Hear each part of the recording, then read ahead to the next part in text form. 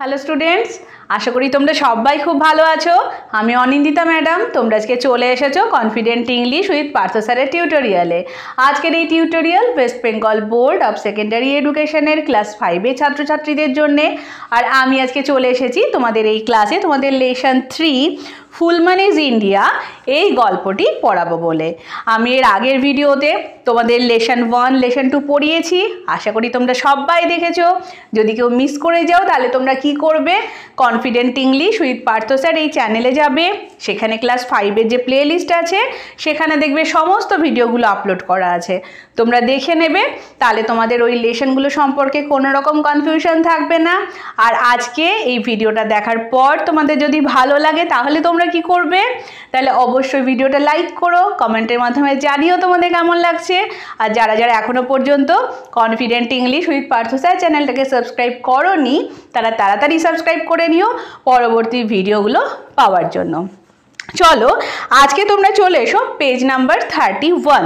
Page number 31-এ আমরা যে গল্পটি পড়ব, গল্পটির নাম হচ্ছে ফুল মান ইজ ইন্ডিয়া। ফুল মান ইজ ইন্ডিয়া মানে ফুলমণির চোখে ভারতবর্ষ, ফুলমণির ভারত। এখানে ফুলমণিকে তোমাদের নিশ্চয়ই জানতে ইচ্ছে করছে। ফুলমণি হচ্ছে তোমাদের মতনই একটা ছোট্ট মিষ্টি মেয়ে। তাহলে চলো দেখি যে ফুলমণির চোখে ভারতকে আমরা দেখে নেব। পরের পেজে চলে এসো, পেজ নাম্বার 32। এখানে দেখো কি বলছে, Phulmoni is a Santhal girl. Phulmoni হচ্ছে একজন সাঁওতাল মেয়ে। She lives in a village.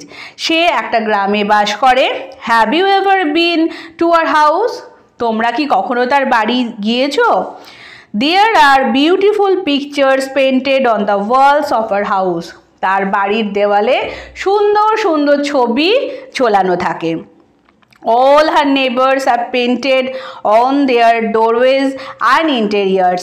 তাদের সমস্ত প্রতিবেশীদের বাড়িতেই এইরকম সুন্দর সুন্দর দেওয়াল চিত্র এবং ভেতরে নানান রকম সুন্দর সুন্দর ডিজাইন করা আছে। প্রত্যেকের বাড়িতে সুন্দর নকশা, ফুল ফল লতা পাতা নানান সুন্দর সুন্দর আলপনা দেওয়া আছে। কোথায়? ফুলমণির বাড়িতে এবং ফুলমণির আশেপাশে যে প্রতিবেশীরা থাকে তাদের বাড়ি। There are pictures of trees, flowers and birds on the walls and floors. সেখানে তাদের দেওয়ালে এবং ফ্লোর মানে হচ্ছে মেঝে।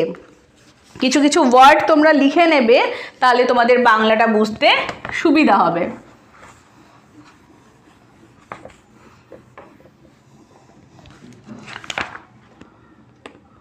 ওয়াল মানে হচ্ছে দেওয়াল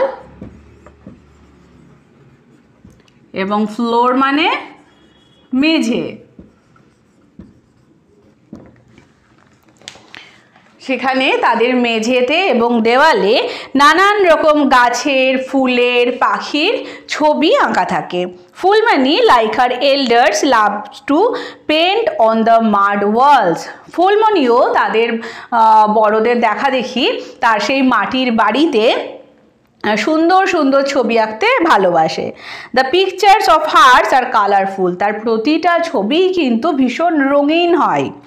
Her teachers told her that even in ancient India, people used to paint inside the caves and on the rocks of hills.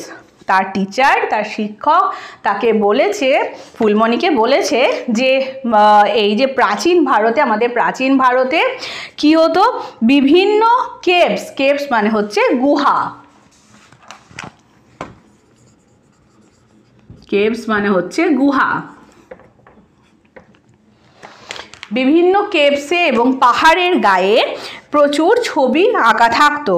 The rock paintings of Bhimbetka are more than 20,000 years old. Bhimbetka বলে একটি জায়গা আছে, মধ্যপ্রদেশের একটি বিখ্যাত জায়গা হচ্ছে ভীমবেটকা।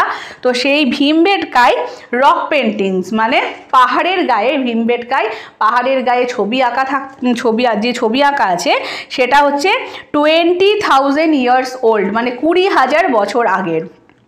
তো they are red, white, green আর ইয়েলো ইন কালার। এবং ভীমবেটকার সেই চিত্রগুলোর রং কি, সেগুলো কিন্তু সাদা কালো নয়, সেগুলো কি কি রঙের, রেড মানে লাল, হোয়াইট মানে সাদা, গ্রিন সবুজ এবং ইয়েলো মানে হলুদ। Fulmani has never been to Bhimbetka to see the rock paintings of ancient men. Phulmoni কিন্তু কখনো ভীমবেটকায় যায়নি সেই প্রাচীন মানুষের ছবি দেখার জন্য।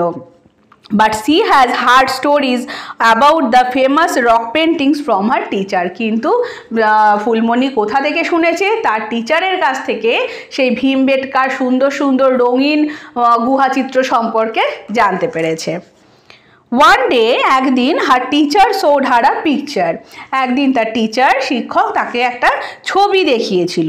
She came to know that it was the picture of a very famous cave painting of our country.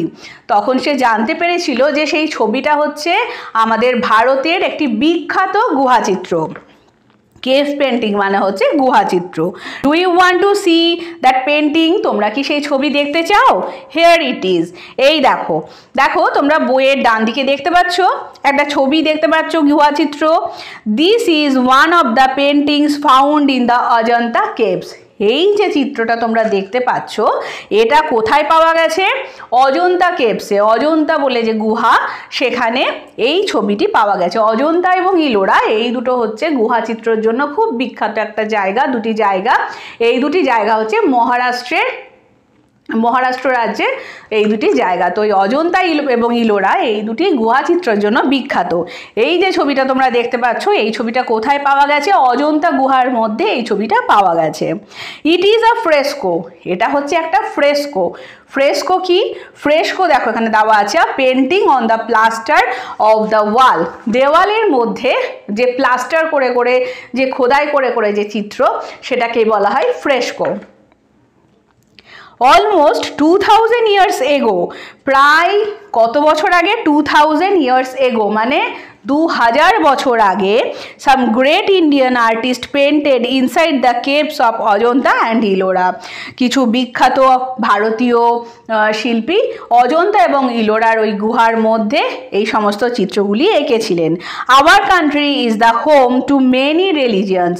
আমাদের দেশ ভারতবর্ষ এখানে বিভিন্ন ধর্মের লোক বসবাস করে। Hinduism, Buddhism and Jainism appear together in the sculpture of Ellora. এই যে ইলোরা স্থাপত্য তোমরা দেখতে পাচ্ছ, স্কাল্পচার মানে হচ্ছে স্থাপত্য।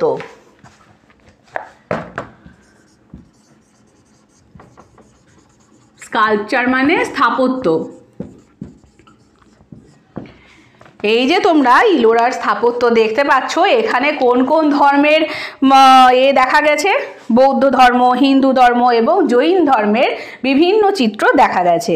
Down the ages many great artist painted inside many other temples and churches of our country. আস্তে আস্তে যত দিন গেছে আরও প্রচুর প্রচুর শিল্পী আমাদের দেশের বিভিন্ন মন্দিরে এবং চার্চে নানান রকম চিত্র এঁকেছেন।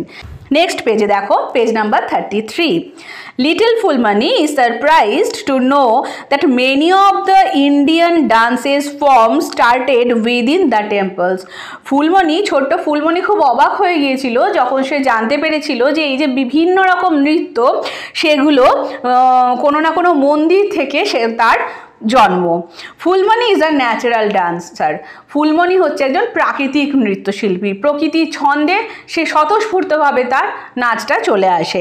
C loves to dance to the rhythm of the drum like all the other members of her community.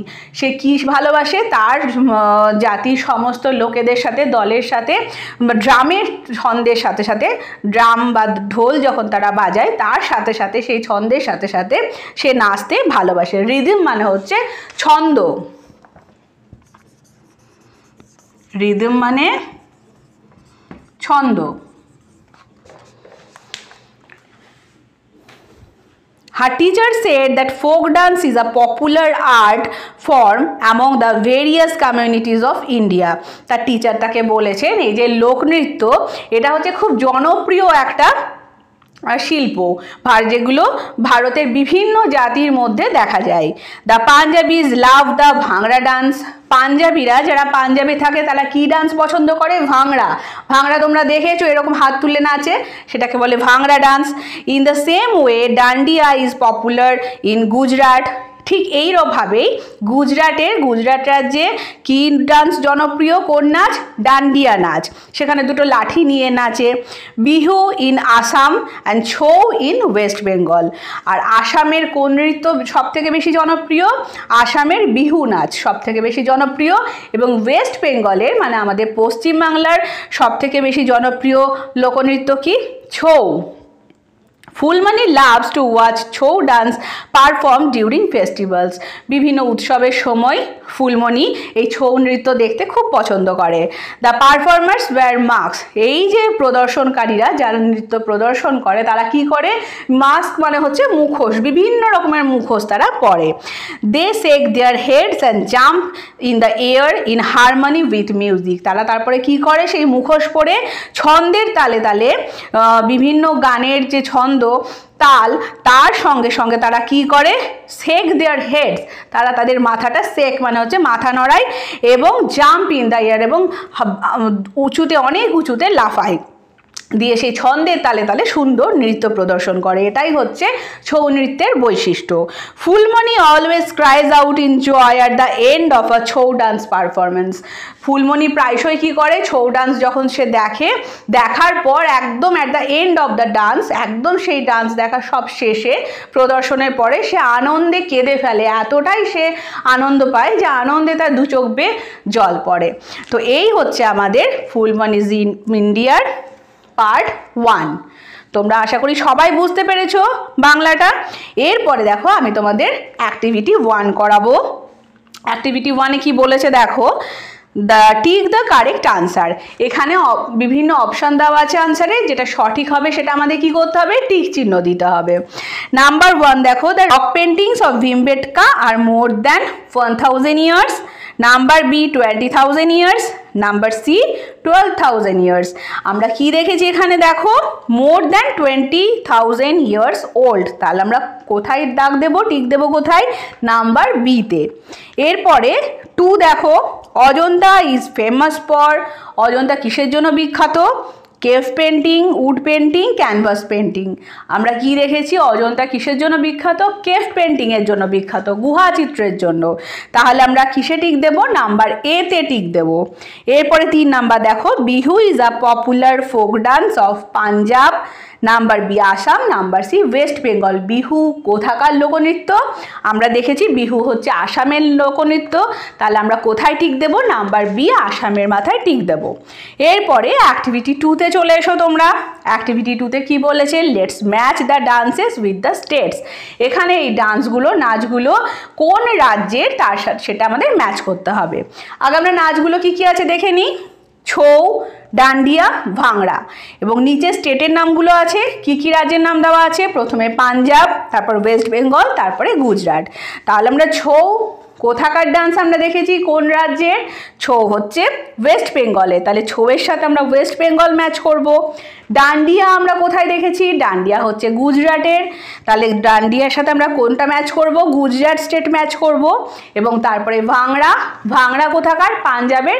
তাহলে ভাংড়ার সাথে আমরা পাঞ্জাব স্টেট ম্যাচ করব। এরপরে চলে এসো অ্যাক্টিভিটি 3।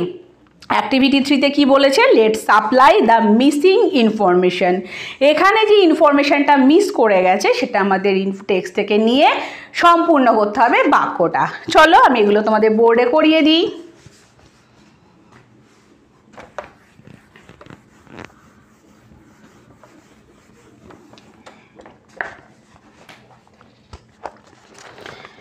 এটা হচ্ছে অ্যাক্টিভিটি 3-এর নাম্বার 1।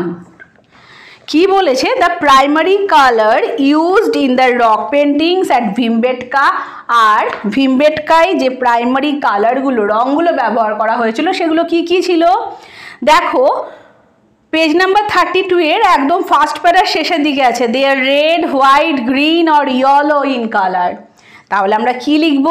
ব্ল্যাঙ্কে আমরা লিখব দে আর red, white, green or yellow.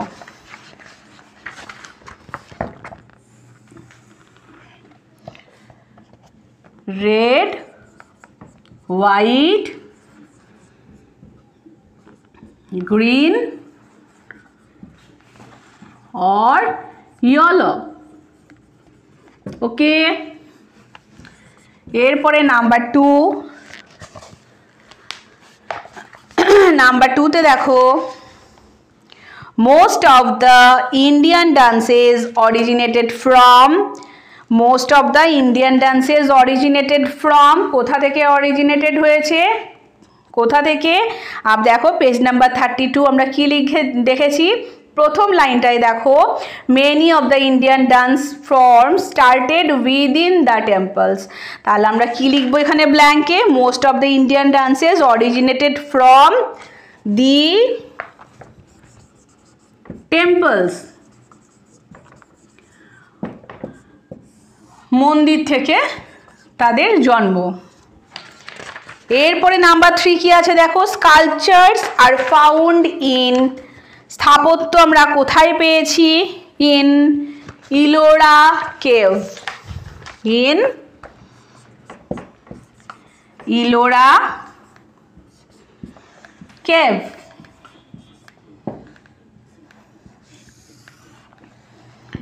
এরপরে নাম্বার 4, নাম্বার 4-এ কি আছে, in the caves of Ajanta we find, Ajanta কেভে আমরা কি দেখেছি, দেখো অজন্তা কেভে আমরা কি দেখেছি, ফ্রেস্কো দেখেছি। তাহলে আমরা কি লিখব, in the caves of Ajanta we find, কি ফাইন্ড করেছি আমরা, ফ্রেস্কো।